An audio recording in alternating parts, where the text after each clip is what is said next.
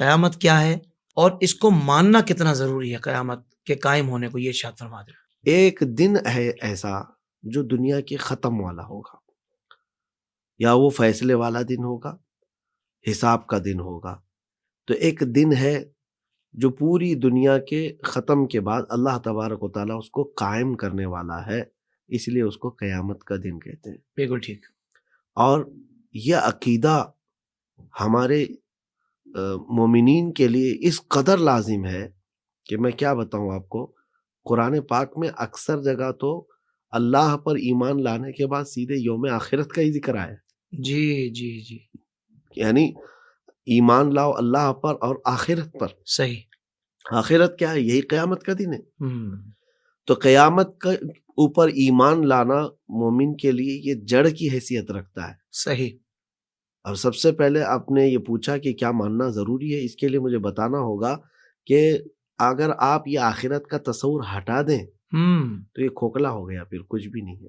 صحیح ہمارا سارا نظام آخرت سے چل رہا ہے، صحیح، جڑا ہوا ہے۔ کہ آپ نماز کیوں پڑھ رہے ہیں؟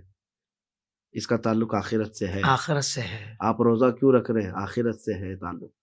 اللہ تبارک و تعالیٰ نے جتنے احکام تمہیں بتائے، عمل کیوں کر رہے ہیں؟ کہ سزا یا جزا ہونے والی ہے۔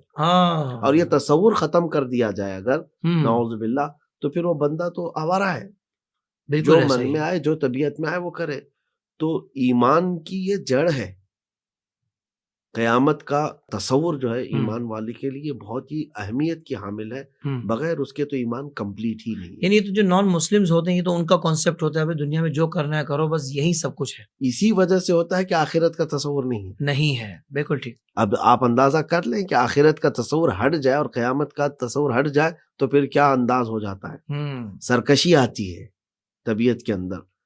اچھا، اب یہ آخرت کا تصور جو ہے عیسائیت میں بھی ہے، یہودیت میں بھی، آسمانی جتنے مذاہب ہوں ان سب میں قیامت کا تصور رہا ہے۔ عقیدے میں کوئی تبدیلی نہیں آئی۔ آدم علیہ السلام سے لے کر حضور پاک صلی اللہ علیہ وسلم تک جتنے نبی آئے، سب میں ایمان بالآخرہ یہ ایمان کا حصہ رہا ہے۔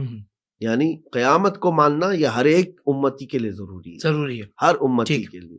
کسی بھی امت میں یہ ہٹا نہیں ہے۔ تو آخرت کا آپ اس کی امپورٹنس آپ سمجھ سکتے ہیں۔ زندگی کے تمام شعبوں میں دینی رہنمائی حاصل کرنے اور آخرت کو بہتر کرنے کے لیے ہمارے YouTube channel Islamic digital studio کو سبسکرائب کر لیں اور بیل آئیکن بھی پریس کر لیں۔ قرآن سے بھی ملا تھا